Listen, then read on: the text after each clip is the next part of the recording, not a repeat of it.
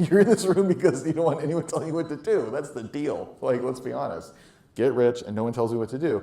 So you start a company where your customers tell you what to do, your employees do whatever they want.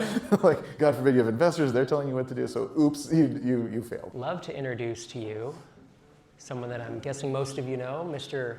Jason Cohen. Can we give him a warm MicroConf welcome? Jason is the founder and the CIO of, so up on the slide it said CEO, and then in my card it says CTO, but it turns out he's the CIO, Chief Innovation Officer at WP Engine. And he started WP Engine back in 2010. Yeah. And in fact, interesting story that I might touch on a little more later, my first ever angel investment was in WP Engine. And when Jason Cohen emails you and says, hey, so I have this oversubscribed round and I'm starting this new thing, I literally didn't even ask him what it was. And I think you were supposed to attach a deck and you didn't, and I was just like, I don't care. I'm going to write this guy a check. And it was right after I had just purchased a small SaaS application. I didn't really have the money to invest. And Jason said the minimum is 25 grand, but whatever you can throw in. And I was like, God, I wish I could put in 25,000. But I robbed Peter to pay Paul, and I wound up investing 20 grand in that first round. And a little bit in the second. And then when we exited, early stage investors exited in 2018, it bought my house. Paid cash for my house, so thanks, sir. Yeah, it was a big deal. So with that, you started WP Engine in 2010, and I remember you like bootstrapped it to profitability, then raised some funding, and then bootstrapped it again, or not bootstrapped, but you got it to profitability again. And today, like, where's WP Engine? Employees, revenue, whatever you can talk about. So we have about 1,100 people globally, and they used to come into offices like this one. They no longer do, at least not in the main. But so everyone's almost always work from home or some kind of space that we have. But we have about 200,000 customers. We power about 2.5% of the internet, like not just WordPress, which is what we host specifically, but of all websites. So that's a lot, because 2.5% times infinity is a big number. It's like halfway to infinity. Yeah, so it's exciting because we have a lot of problems due to scale, human scale and technology, and that's fun. That's a different kind of problem, of course, but that's exciting. And your startup right before WP Engine was called SmartBear, and you sold that. You blogged about this in public, so you sold it for enough money that you never had to work again. Like, you could have retired. You were in your early 30s, if I remember. So why go back to the drawing board? Like, what was the impetus? And you did take some time off. You blogged a lot. That's where you and I got to know each other. You blogged, you did some speaking, and then you got the bug. What was that process like? Yeah. So at SmartBear, I started this blog. That was cool in the 2000s to have a blog. And I thought, it'll be like 37 signals where everyone will post on there and it'll be our culture. And then no one ever posted on there but me, which probably was our culture. And anyway, so when I sold it in 2007, and I left in 2009 because my wife was pregnant, and I had bootstrapped also SmartBear that was a total of 7 years then. So everyone in this room knows that's hard. So yeah, take a break. Of course, having a kid is not having a break. So I don't know what I was thinking, but I guess one is enough. One of those two things is plenty, right? Anyway, so I was a stay-at-home dad, and writing was a great way to stay in contact with like the world, do something intellectual in that weird period where you look outside and you're like, I legit do not know if the sun is going up or coming down right now, but I'm going to sit here with this thing till it falls asleep, so I'm going to find out. Anyway, in that mental mode, I was able to just keep writing with no deadlines or expectations, right? So that's good. That made it a good project. And so then the blog got popular, and I would get on things like Hacker News every Monday, which is when I would schedule to post. And then it would crash a lot because you get a lot of traffic if you get on Hacker News. And so I'd ask other bloggers, like, how do you keep WordPress running when that happens? And the answer was always, I don't know, but if you find it, tell me, because I need that. Okay, so that was the seed. And then I did 50 customer interviews. Because I had another idea at the time that I also thought was good. I also did a bunch of customer reviews and figured out it was not a good idea. I mean, it was a fine idea. It wasn't a good business. But then I did the same with SmartBear, and WP Engine, and I found, okay, if we made sites fast and scalable, secure, and if we had good service, they would pay 10 times what they currently pay people like GoDaddy and Bluehost for WordPress hosting if we did that, those 4 things. So that was the initial impetus, and to this day, if you look above the fold on the website, you can see speed scale, you can see these concepts. Certainly in the first website, they were straight up bullet points, right? And so that's still why people sign up today in the main. Of course, we do a lot of things now. We have tools that people who make WordPress sites use. Some of them are used by literally millions of people for free, and some are for money. We have another one that has 100,000 monthly active users. So we do now more than just have the website. There's these tools with significant customer bases and stuff. So now it's a little bit more broad. But fundamentally, it's still people need to be online, and the websites need to be fast and scalable. And so whenever any of us talk about, oh, you got to do customer development and figure out the pain and figure out the percentage to do it, like it's still that, and it can be true now 13 years later almost. It'll be 13 years in January. Still right. You were the first story, because I don't know that I'd heard the term customer development, right? Steve Blank came up with this at Stanford, and it's often attributed to Eric Ries, but it was not. It was a concept before that. And you were the first person I ever heard who did interviews to find out if this pain point was going to be a valid business. And my story of Drip, which I started in late 2012, was basically exactly what you did. But although I did like maybe 17, and I got 10 yeses, and I said, I'm doing it. Because I was going to bootstrap it to a small, it didn't matter as much. But I was always struck by this approach that it just seemed out of nowhere and super innovative and super smart. It's what everyone knows today. Like you've heard this 100 times now. Of course, find the problem, talk to a bunch of people, right? At the time, were you doing it because you'd heard of customer development? Or was it kind of like, this just seems like the smart, like a logical thing to do? It's a long time ago, so I don't remember, but I think so. I think I'd been reading about stuff. And I think when I think about the lean startup, I feel like the good part about that is it got people at least trying to think more objectively. Like, we got to go actually find out the whole get outside the building, which I think is also Steve Blank. But anyway, in that whole lean movement, let's say, I think that's good because people were really insular and not getting outside the building. We still don't, right? Nobody in this room really wants to talk to customers. We know what to do. We don't need to listen to them, But so that's a good pull. But I actually feel like the book doesn't really work. In other words, do you think that people who use the lean startup method are less likely to fail? I don't observe that. And I don't have any data. I'm just saying I don't really observe that. It's not, if it is an effect, it's so subtle that I can't tell. So I do think there's good impact, but I don't think it's a manual like it was sort of meant to be. And I've told Eric Ries that personally. And I said, well, Eric, since it works so well, why don't you do a startup? And of course, he won't. He can't, because if it's not a raging success, what does that mean? Now, I don't blame him for that. I wouldn't either. So he's doing his long-term stock market, whatever the heck it is, just something orthogonal, right? Which, by the way, seems like a great idea. I hope he succeeds. It's because it's a cool idea. But so I feel like there's some ideas, and customer discovery or development is one of those ideas where it's like, yeah, we probably should, talk to the customers and listen a little bit, I guess, probably. But how is a good question. So I do have a recent post on how I did it then, and how I still like to do it. So we don't have to go into detail because you can just read that if you want to read it. But because then it's like, well, what do you ask exactly? Right.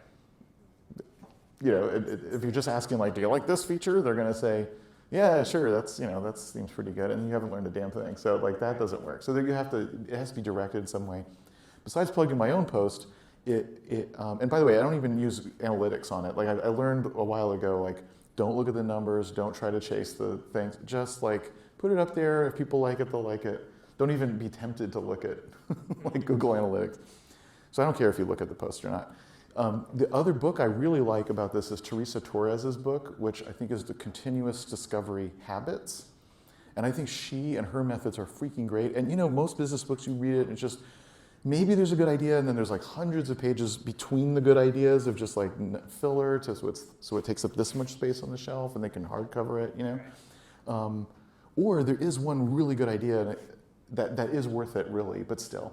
In her book, I don't feel that way. I feel like every chapter, it's ooh, this is good. You could use this. Oh, maybe I'm gonna try it, all the time. It's so I really no bullshit at all. And in particular, she does talk about customer interviews, but also what do you do with that afterwards? Okay, so you've interviewed, now you have this pile of stuff. And now what? How do you organize that somehow? And some way so that you can like get a feeling for things, share it with other people, of course, who you might need to work with, like engineers and so on, designers maybe, and then maybe pick what to do next exactly. And so she has thoughts in there like, another thing, for example, that I really liked that she didn't invent, but it's just an example of another great thing from the book is right storming. So like for the last year, especially with COVID, this has been exciting for me. I know I'm just going off on a tangent, but it's like brainstorming, again, like I always felt like brainstorming didn't work that well. Like you get everyone in a room, you're like, now think of stuff. And everyone's like, you know, and then maybe someone has a halfway decent idea, so the room sort of gloms onto it. And yeah, I don't know, it just doesn't feel good. And then in the Zoom era, forget about it, because you can't, you know.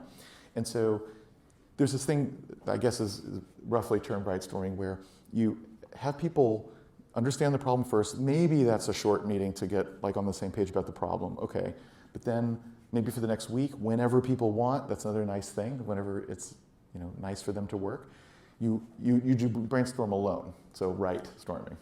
Then you come back together, but now, since everyone's had the space to think, you know, different people think different ways. You know, one person may want a lot of time to ruminate. Someone else is like, I just fire it off and I'm done. And like, great, some people are good in the morning or the evening. Great, everyone can sort of work in the way that makes sense for this kind of work, which is different. So then when you come together, you got your stuff, so there's no like, oh, that was a good idea, so we stop. No, you've already got these, so you really do get everyone's ideas out there, and you know, and then you go from there, of course. But it's just such a better way. And also, there's a study that showed, and the study, who knows, the study's probably bullshit. Who even knows when they say study? I don't know what that means. But there was a study that showed that when you try to do normal brainstorming on Zoom, it does not work. But when you already have the ideas, like they're in the Miro board or the Google Doc, and then on Zoom you're arguing about it, that does work. So it's like, oh, so this is another like remote work trick in this one area, is right storm and then discuss together. That's a good use of time. So anyway, that's another thing I got out of her book. Again, I don't think she invented it, but who cares? If it's an assemblage of fantastic ideas, then, you know, so be it. Yeah. Can you say the name of the book? Oh yeah, so the author is Teresa Torres, and the book is called Continuous Discovery Habits. She was also on a podcast with Lenny Richitsky. Is that how you say that? Lenny's podcast. And again, she's fabulous on that because of course she is. And yeah, so I'm a huge fan of that. Yeah, that's great. That's a good recommendation. So one question I asked of founders on the podcast, and I ask it so often that we even have a musical sting that plays. And the question, and it involves a cash register, cha-ching, but I say, when did you know you had product market fit? That's the question I ask. And I usually couch it by saying, look, product market fit, I don't believe it's not 1 or 0, it's a continuum. You get weak and then it's stronger, stronger, stronger. And then you'll find that you only have stronger product market fit with a certain audience. And then as you branch into others, it's weaker. Whether you agree with all that or not, if I were to ask you that question, like with WP Engine, like when did you know you had product market fit? How would you describe it? Yeah, it was January of 2012. And the reason I know... Do you seriously remember that? Yeah, and the reason I know is because suddenly, like, all you could do is try to keep up with customer demand. And it's literally, you can't do anything else. There's the support tickets are flying in, which, you know, is not necessarily, that's not part of the good news, right? But just like, here come the orders, here come the support tickets, you just can't even think about, like, let's make a new feature. Like, are you kidding me? We have this backlog of tickets even, of people signing up and migrating and this and that, and you just can't keep up. And then now you're buried, and hiring's hard because you're too busy. And also you don't have a hiring practice of any kind. Of course you don't, why would you? And so like when this happened to us, we were 4 people. So this was 2 years in, we're still only just 4, maybe we're 5 people actually. So again, kind of a typical bootstrap thing. 2 years in, it is going well. In generally speaking, I think we were around $1 million in revenue at that point, and 4 or 5 people. So again, profitability, like you said. And then, oh God. And we went from 1 to 5 that year.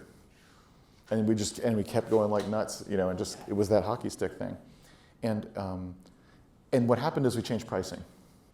That's what caused it? Well, it's hard to run the experiment again, sure, but that happened. After you changed pricing, then that happened. There's also, it turns out, a seasonality. I mean, now that we're far away from 2012, there's a seasonality for us that the first quarter of the year people are building websites. However, again, the previous 2 years, that wasn't like that. And again, it never ended. So it wasn't just seasonality, but maybe that was a little kicker. Like maybe there were people at the end of the previous year thinking, and so maybe there's a little bit catching up. But yeah, it was pricing. And so since that's always a topic, and I know in the new book that you wrote, pricing is one of the topics. And see, it should be. And everyone wonders about pricing. Of course, nobody knows exactly what to do, and everyone will tell you the usual things. You got to do anchoring, and you're like, I know, but like, what should I charge for it? Well, I did actually talk to a lot of customers. It was like, I don't want to harp on the customer discovery, but I did, and so I heard certain things such as people would say, listen, I have this one really big website, and I'm happy to pay $100 a month for it. That's fine, no problem. But I have like this one other site I make. It's for my mom. She's got like an art studio. It gets 2 hits per month. Are you telling me I need to keep my account with this other thing? And because it was $100 per site at the time. Yeah. Yep, Sorry, that yeah, was it your was thing. 100 per site. You're like, come on, just let me move the little crap site. Like, what are you doing? So that was one thing. It's like, oh, at the higher plans, there should just be more sites. That was a revelation. It doesn't sound all that like freaking insightful, right? Like, okay, but no one else was doing it, and I only figured out because I kept hearing that type of thing. Oh, my friend. Oh, my. And it was like, okay. Or maybe it was a freelancer while they're working on a site, they need a place to put it before it launches, and it's like, okay. So you got these different signals that say that would work. Another thing was the lowest tier was $50 a month. It turned out it needed to be $29 a month. And what people would say is, well, I have these people at GoDaddy for $5 a month, and I can get them to pay more. I can tell them security speed, okay. But 10x, I can't get them 10x. But I could get them like maybe to 20, maybe $30. Like I get them there, but like mentally I can't get them to 50. And so there's always this notion of price in pricing of like, you could generically call it something like willingness to pay, and it's true. But I think there's something more subtle about it of like, it probably is worth 50, but they can't do that in one shot. Like mentally, that's not how they think about it. And that kind of emotional, how are they even thinking about it? And it wasn't about anchoring or, that's not what it was about. So that's interesting of just like, how do people think about it? Another challenge I think a lot of Bootstrap companies run into is many Bootstrap companies, the product is some kind of adjoint to another product. We're a plug-in to WordPress.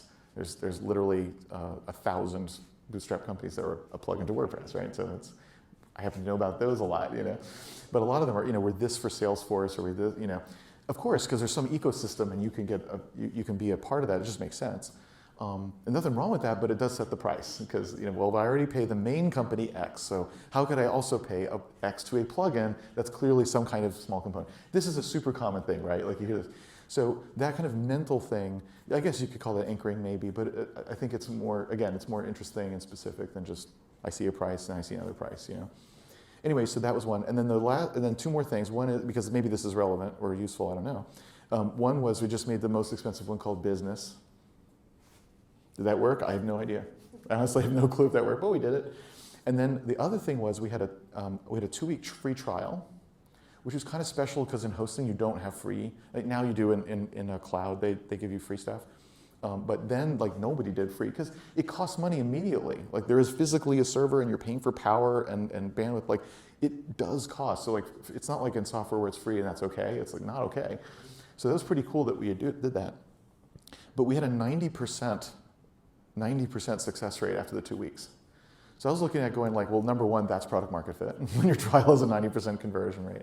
And number 2, we're just losing 2 weeks of revenue, right? Like apparently they knew they were going to be here. So I was like, all right, let's try a 60-day money-back guarantee. You're going to give me the money now, but I'll like give it back. And I actually thought this would not work. I tried it anyway, but I figured people would be like, I don't know if you're going to give it back, and like I don't know if I'll have to ask for it instead of But actually, sales went up. And when I would ask people about it, and I probably should have asked them before, but oh well, they said, oh yeah, before when it was 2 weeks, that wasn't enough time. But 2 months, that's enough time for me to check it out. And I was like, okay, they were just thinking about the time. That's interesting. Because I bet that if you had a 60 or 90-day money-back guarantee, most people are not going to do it. And but if in their mind that's more time, maybe that's good, I don't know. Or you could try it for just a month and see, and then undo it. Who cares? Because it's specifically for new customers. So that's the easiest way to test is if it's specifically for new customers, you can just undo it, of course, So anyway, so that happened to work for us. And that was coincident with this enormous change. Right. And if you haven't watched, I referenced it earlier, but there's a talk on our YouTube channel called Building the Ideal Bootstrapped Business, I think it's called. And it's Jason Cohen from 2012, 13, somewhere in that range. And he talked a lot more about the money-back guarantee, the charging up front, eliminating trial, a bunch of other stuff. So it's when I say it's I refer to it as the best talk ever about bootstrapping a company, which is, it pains me that I haven't done that, but he did it first, and I just can't. Yours has more views, so you did can't get there. Oh yeah, I just beat him in views last week, so it's been the #1 video on the MicroConf YouTube channel for forever, and finally I passed it, but with a video like 7 SaaS ideas you should steal today, it's like not what I want to be known for, right? It's like, can't I have the amazing framework that everyone refers to? So, couple other questions. We're talking about product market fit and measuring that, and obviously like support tickets going up, trial to paid being amazing, MRR is a thing. These are all metrics, right? And a lot of folks get overwhelmed by saying, well, I can measure 10, 20 different metrics in my startup. Early stage, let's say you're $500,000 ARR, $1 million, whatever. Early stage, bootstrap, mostly bootstrap. Were there 1 or 2 metrics that you were just obsessive about that you feel like folks should pay attention to? Or is it more, are there too many to narrow it down to those? So before the hypergrowth started, besides just MRR, not really. It was just like try to make the customers happy. I think a lot of companies have a good cancellation rate early simply because there hasn't been enough time for people to decide that they don't like it. So whenever there's like, the product's been in market for 6 months and everyone's still here, we have a perfect, and it's like, just wait, that's going to change, right?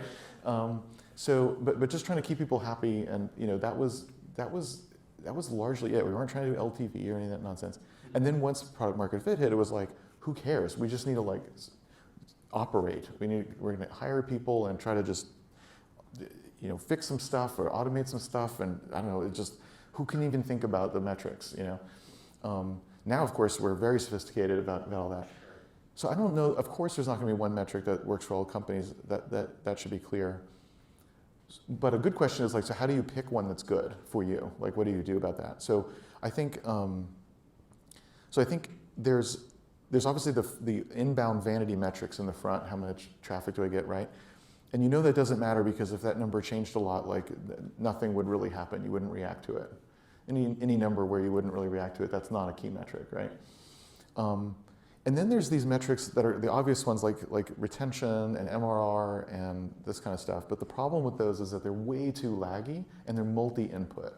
So in other words, the reason that you have MRR this month is many, many things. What happened in sales, what happened in marketing, how many people stayed, how many people upgraded, how many people downgraded, did they like the product, did they like your service, that's all in that number. So on the one hand, it's the most important one because if it's not there, then you starve to death. So on the one hand, it's the most important number, and it's not the one that you can operate the business on because it happens way too late and there's too many inputs to it.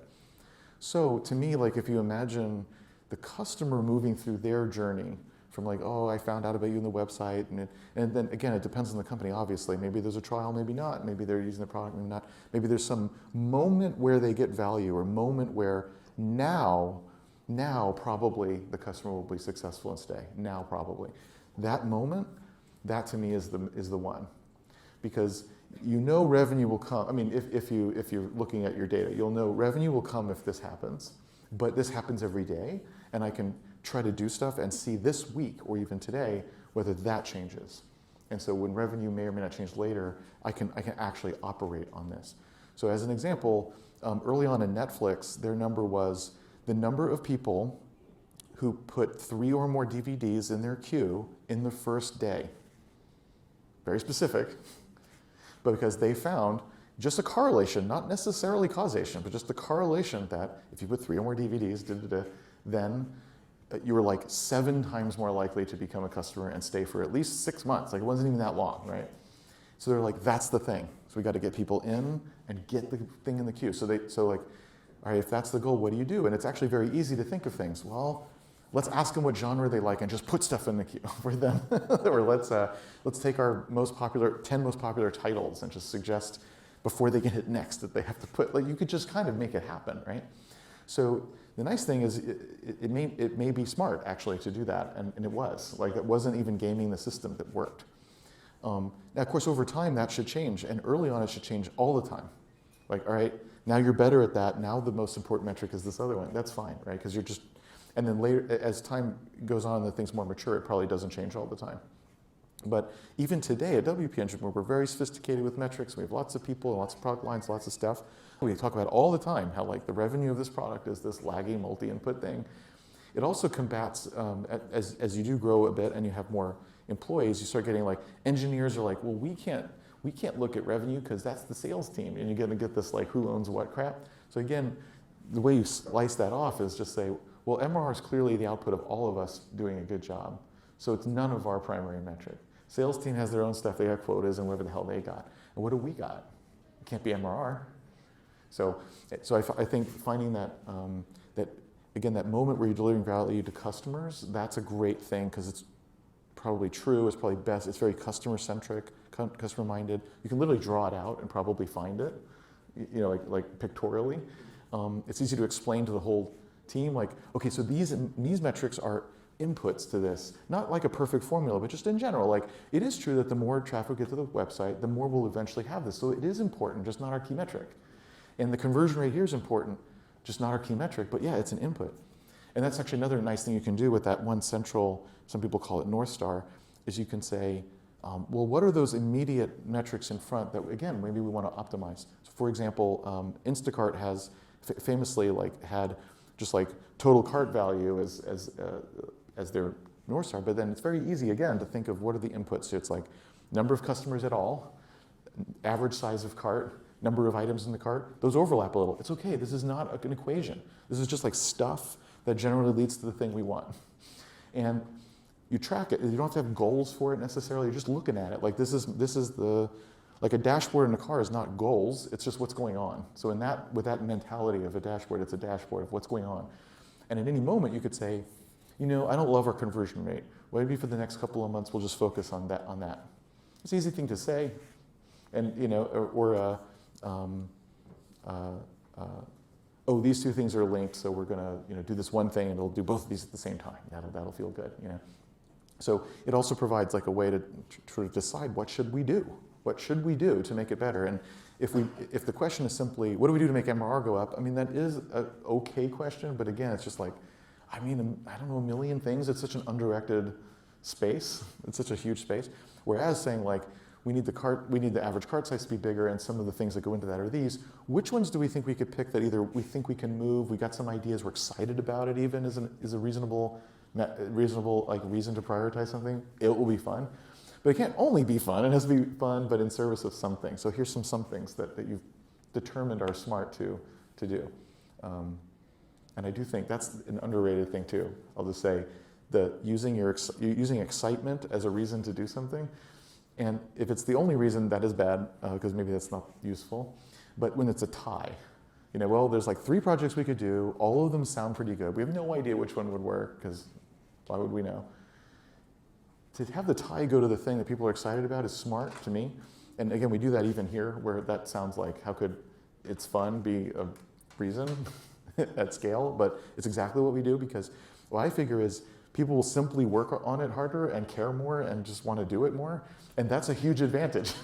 So, I mean, if one thing is clearly better, then do that, obviously. But usually it's not. Usually there's a few, and who the hell knows? Okay, well, then do the thing that you're like gonna spend a lot of energy and everyone's gonna like, because that probably gives that the best chance at success, and it's also the most fun. And we should allow ourselves to make that be a reason. Right. So you have bootstrapped, you have raised angel funding, you've raised venture, you've kind of done it all, to speak.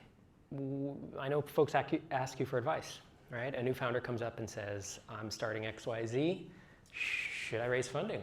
What do you think about that? How do you frame that in your mind of maybe the trade-offs, realizing that it's no longer bootstrapping and venture, that there are the tiny seeds, or there's this in between now. Yeah. Well, for traditional venture, the default answer is you shouldn't, except if, and then there's like a bunch of things that, well, if all of this is true, then yeah, that's probably the right way. Because like all things, like all tools, there's a time and a place where like that's the right tool, So even at WP Engine, it was not the right tool at first. I did not expect it to be ever the right tool. But then it turned out like there was things like huge and growing market, everything's kind of wind at our back. This could really be a $1 billion plus company. Now it is, and so on. Like you could just tick down. Oh man, there's like actually all the reasons, all the kind of conditions that VC could make sense. Actually hit it oddly enough. I mean, almost none do. So it actually made sense. I think also a big factor for me personally was that I had bootstrapped a few companies, and I just thought I'm a bootstrapper. Like it did not occur to me that like I should do something else. But I also had this feeling this time of, well, geez, like the opportunity is there. Like it became apparent, again, 2 years in, to be clear, like, but it became apparent that it really is that big of an opportunity. And like maybe this time the journey can be different. And that doesn't mean better or something, it just means it's just different. Like the constraints are different. Instead of the constraints being profit, the constraint becomes growth. Or the mandate becomes growth and constraint of money is less so, and so forth. It's just a different game. And so like maybe a different journey this time would be interesting and fulfilling. And so for me, it was like, that was part of it for me, but that's just a personal thing, of course. So VC, it's like you shouldn't accept if it really is that sort of a thing. As for the other stuff, I mean, it's just so hard to get the engine turned over in any company. Just getting enough people there, getting that product market fit, right? So I really do feel like if you haven't quit your day job, then it's just too hard for it to succeed. And so the hope is, well, but maybe I'll get lucky and it will anyway, and then I'll quit my day job. And of course that's true, and it's simply practical. So I'm not saying that's, again, there's no judgment. I did the same thing, right? Like just 20 years ago. So no judgment, of course you got to do what you got to do. I'm just saying that does not give the company the best chance of success. I think that's simply a fact. So if you can take down a little bit of money and have the time and attention where this is all you do ever, it's clearly going to be better for the risk for the company. I mean, I don't think you argue that. Or if you could afford to hire just one person. I mean, the difference between 1 and 2 people is a very big difference, even if the other person is not a founder. It's still a really big difference. Or afford to do something, like maybe you're in a space where design does matter and you're not a designer. Well, if it matters, so it depends obviously on what you're going to do with it, but or if you can experiment in marketing. So I do think you should know what the money's for. So if the idea is like, I don't know, so I can quit my job, it's like, and do what? I don't know, buy ads, like then that's not actually good, because that's not a plan. But if it's like, the only thing stopping me from whatever the next phase is, getting this version, making this partnership, getting this number of customers, is 1, 2, and 3. Now you may be wrong about it, but you have a theory, and it's like, well, I talked to all these people and they said this, and I'm seeing these competitors and they're running in this other direction. I can run in this direction, and here I have 10 people saying, please do run in this direction, and the only thing that's stopping me is something to do with money. Well, there you go. You just said why this is good for the business. So then it makes sense. Yep. All right, very good. I think I have one maybe. I have 2 questions to wrap us up. One is, you started WP Engine 2010, you raised funding, you were the founder and CEO for several years. And then I remember at a certain point getting an investor update that said, Jason it wasn't even stepping down, it's like stepping to the side, right? And did you become CTO at that point? Yeah. Okay. And you brought in, with Heather? Yeah, I'm trying to remember the names, but what was that? There was no VC was forcing you out, right? Right. It was your choice, was my understanding. Yeah, this was a few years after VC, so yeah. Yeah, so it was your choice to do that, to essentially step down as CEO of your own company. Yeah. I guess 2 questions there. Like, what was that decision like? And was that hard? Like, after you did it, how hard was that? I interviewed Rand Fishkin a couple months ago in Seattle, and he had his own experience of doing this. If you read his book, Lost and Founder, it was very, very hard. I've never heard you talk about this decision that way, but I'm curious to get your take. Yeah, he obviously did not enjoy his experience, whereas I did, which is the risk. Yeah. I mean, you're looking at it, right? They both happen. So first, how did I make that decision? So there's a framework which I tweaked, and so it kind of became known, or at least here, as my framework. And I guess all ideas are inherited and tweaked probably, but okay. About how to think about I guess you could say personal fulfillment or just what's good to do. And the circles are joy, skill, and need, meaning what the company needs done. And my observation there, and this was, again, this was synthesized from other stuff. I didn't like invent this from whole cloth, right? The observation was that while this is in a sense obvious, there are these traps that occur when you have two of them. So when you have joy, and founders are always trapped in them because no one tells us what to do. It's why we're here.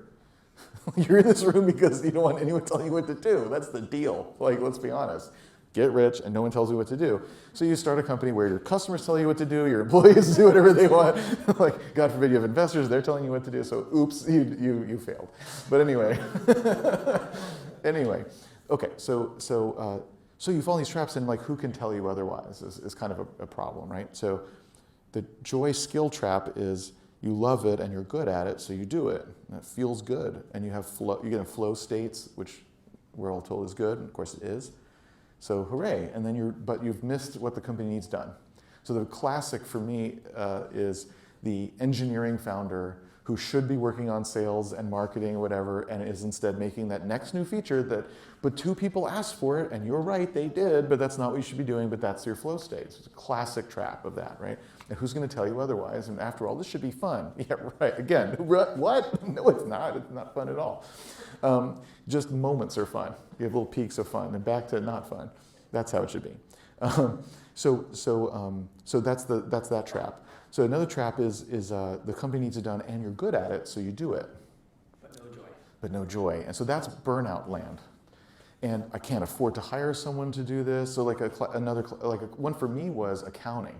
I'm good at that. Like when I sold SmartBear, no joke. Like the firm that bought SmartBear, I say firm because it was kind of complicated. But there's this VC in New York called, but it's like a late stage, very like kind of innovative, creative type of thing called Insight Ventures.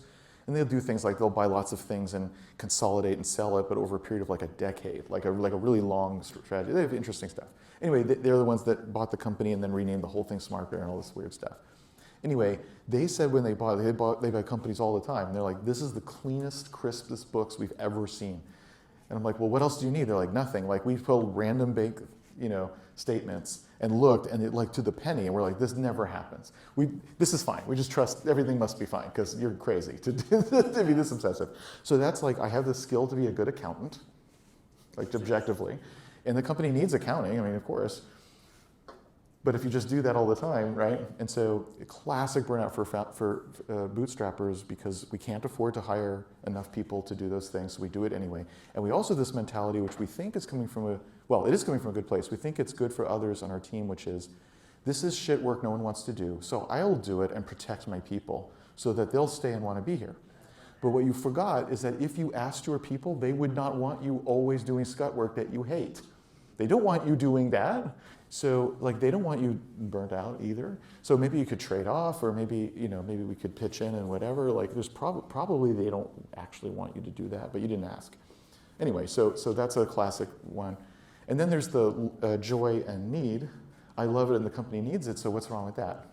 Don't have the skill for it, not very good at it. You said the company needed it. If we start with that, if it doesn't need it, you shouldn't be doing it. But okay, you just said it needed to be done, but you suck at it.